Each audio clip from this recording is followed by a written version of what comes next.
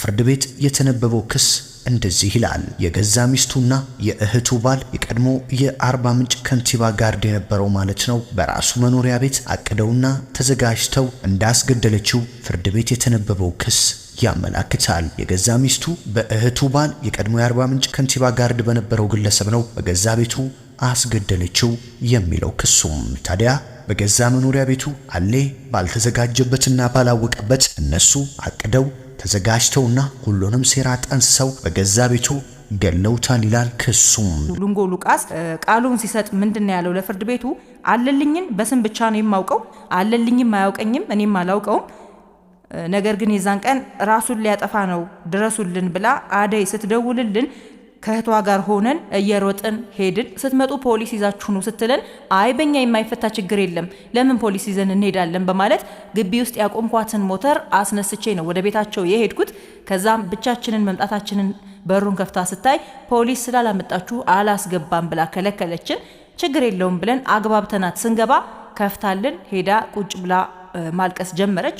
አለልኝ ደግሞ በረንዳ ላይ ቁጭ ብሎ ስልኩን እያየ ነው እና ምን ሆናችሁ ነው ብለን ስንጠይቅ እሷ ምንም አልሆንም ብላ መለሰች።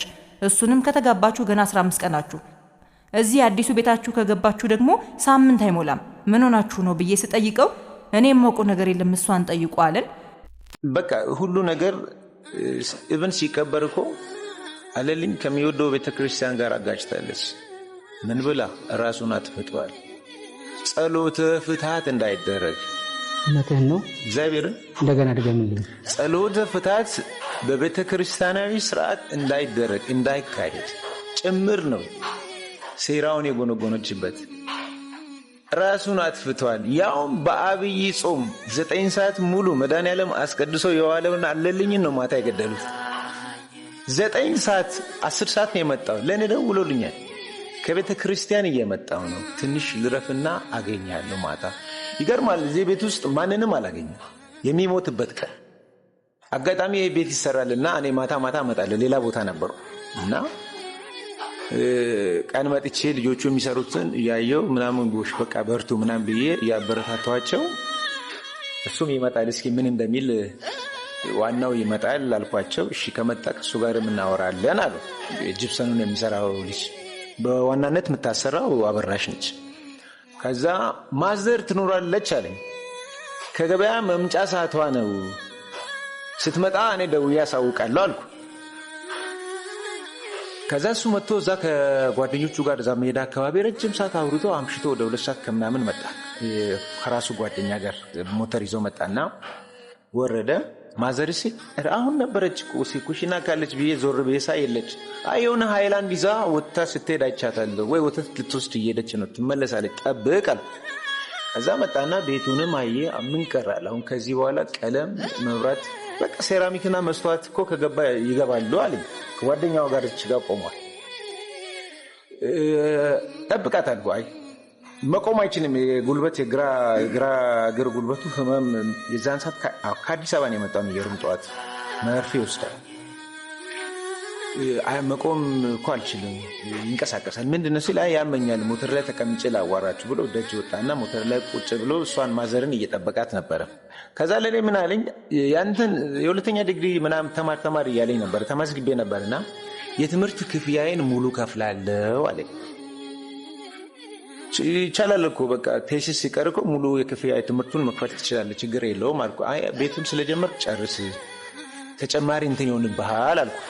አይ ነገ ጠዋት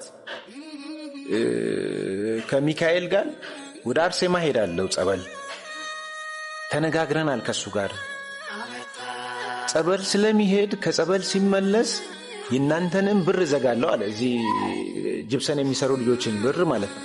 የእናንተንም ብር ሙሉ ዘጋለሁ፣ ፊት ለፊቱን ግራናይት ትቀባላችሁ፣ ሌላውን ኳርቴዝ ጀርባውን ትቀባላችሁ፣ ሂሳባችሁን ዘጋለሁ። ነገ ጠዋት ከዲስኮ ጋር ያው ሰፈር ስሙ ሚካኤል ዲስኮ ነው እና ከዲስኮ ጋር ጸበል ስለሚሄድ ሲመለስ አንተንም አገኛለሁ፣ የትምህርት ቤት ክፍያዬን እከፍላለሁ አለ። እንደዛ ሲል ወደ 3 ሰዓት የተጠጋ ነበረ። እኔ ደግሞ ፈራው፣ ሰፈሩ ሩቅ ስለሆነ ሰውም ደግሞ ገንዘብ አለ ብሎ እንዳይመታ ብዬ የሳት ሂድ፣ በጊዜ ሰፈር ሂድ፣ ነገ ጠዋት ከአርሴማ ከጸበል ስትመለስ ማዘርንም ገበያ ስትመጣ ማታ ጊዜ ታገኛታለህ። ሂድ ብዬ ላኩን ነኝ 3 ሰዓት እንደሚገሉት በቃ ባስቀረው ከ3 ሰዓት በኋላ ነው እኔም ተኝቼ ያለሁበት ቦታ አለልኝ ራሱን አጠፋ ታንቆ ሞተ የሚል ዜና ይዞ የመጡት ቤት ተኝቼ ባለሁበት ነው ያረዱ። የሚገርም ይሄ ነገር ከሆነ በኋላ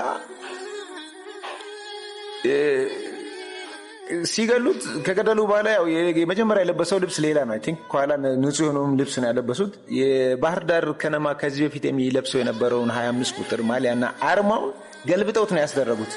እሱን ፎቶውን እኔ አንተን አሳያለሁ።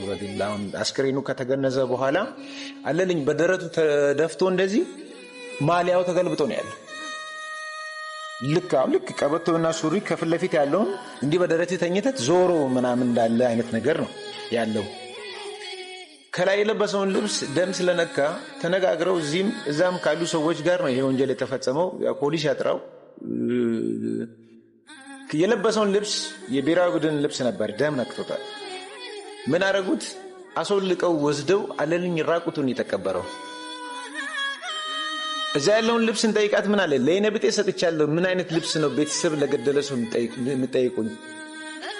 ልብሱን አትሊስት እኛ እኮ ሰው አሁን በሰዓቱ ቤተሰብ ገደለ በሚል እሺ ይሁን ብለን አትሊስት የእሱ ልብሶች ከእሱ ጋር ይቀበሩ ብለን ስንጠይቅ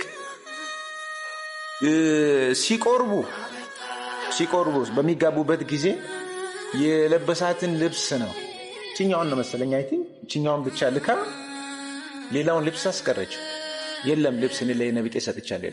በሞተ በሁለተኛው ቀን ለምን አይነት ለይነብጤ ነው ልብስ የሚሰጠው? የእግር ኳስ ተጫዋች የነበረው አለልኝ አዘነን ገድላቸዋል ተብለው በ16 እና በ15 ዓመት ጽኑ እስራት እንዲቀጡ ተፈርዶባቸው የነበሩት የተጫዋቹ ባለቤትና ግብረ አበሯን የደቡብ ኢትዮጵያ ክልል ጠቅላይ ፍርድ ቤት ሰበር ሰሚ ችሎት በነፃ አሰናበታቸው የሚል ዜና እንግዲህ ቲክቫ ኢትዮጵያ ሰምቻለሁ ብሎ ዘግቧል። ቲክቫ ኢትዮጵያ ለሟች ቤተሰቦች በተደጋጋሚ ስልክ ብንደውልም ሳይነሳ ቆይቶ በኋላም መልሰው የሟች ቤተሰቦች ለኛ በመደወል ፖሊስ ስልክ ቀምቶን ለሰዓታት አስሮን ነበረ ሲሉ ስለ ችሎት ውለው አብራርተውልኛል ሲል ቲክቫ ኢትዮጵያ ዘግቧል። ማልቀስ ስንጀምር ማለት የችሎቱን ውሳኔ ከሰማን በኋላ በጉዳዩ ተደናግጠን ማልቀስ ስንጀምር ፖሊሶች ደብድበው አባረሩን። የሟች እናት አዛውንቷ ሁሉ ሳይቀር ፖሊስ በሰደፍ እየደበደበ ነበረ። በአሁኑ ሰዓት እናቱ ራሷን ስታለች ሲልም ቲክቫ ኢትዮጵያ ጨምሮ ዘግቧል።